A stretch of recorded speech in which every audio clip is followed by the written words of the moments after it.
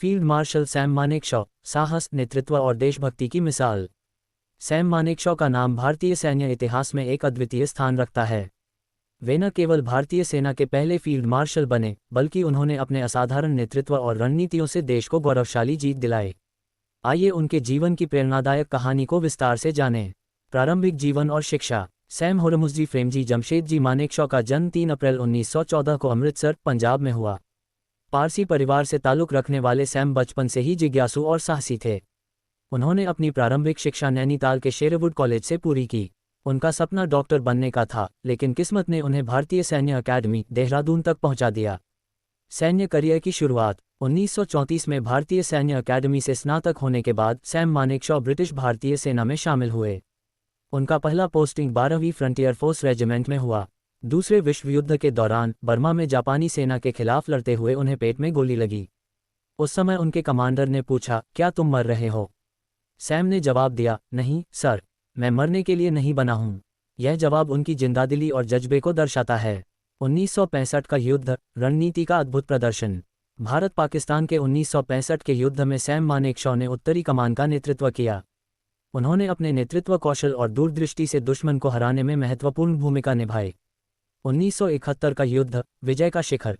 1971 का भारत पाक युद्ध सैम मानेकशॉ के सैन्य करियर का सबसे महत्वपूर्ण अध्याय है। उस समय वे भारतीय सेना के प्रमुख चीफ ऑफ आर्मी स्टाफ थे। पूर्वी पाकिस्तान, आज का बांग्लादेश में उत्पीड़न और मानवाधिकार हनन के खिलाफ उन्होंने सेना को तैयार किया। उन्होंने प्रधानमंत्री इंदिरा गांधी को स्पष्ट रूप से कहा कि युद्ध के लिए समय, मौसम और तैयारी का ध्यान रखना होगा। उनकी इस सूझबूझ ने युद्ध में भारत को ऐतिहासिक जीत दिलाई। पाकिस्तान के 93,000 सैनिकों ने आत्मसमर्पण किया, जो आधुनिक इतिहास का सबसे बड़ा आत्मसमर्पण था। फील्ड मार्शल का सर्वोच्च रैंक। 1973 में सैम मानेकशॉ को फील्ड मार्शल के सम्मान से नवाजा गया। ये रैंक भारतीय सेना में सर्वोच्च है और यह उनके असाधारण योगदान का प्रमाण है। सादगी और सैनिकों के प्रति समर्पण। सैम मानेकशॉ न केवल एक बेहतरीन रणनीतिकार थे, बल्कि एक आदर्श नेता भी थे। वे हमेशा कहते थे, सैनिक कभी भी अपने देश के लिए नहीं लड़ता, वह अपने साथी सैनिकों और अपने कमांडर के लिए लड़ता है। निधन और अमर विरासत। 27 जून 2008 को तमिलनाडु के वेलिंगटन में 94 वर्ष की उम्र में उनका निधन हुआ। उनकी अंतिम यात्रा में भले ही कोई बड़ा राजनेता शामिल न हुआ हो, लेकिन उनकी विरासत हर भारतीय के दिल में जीवित है।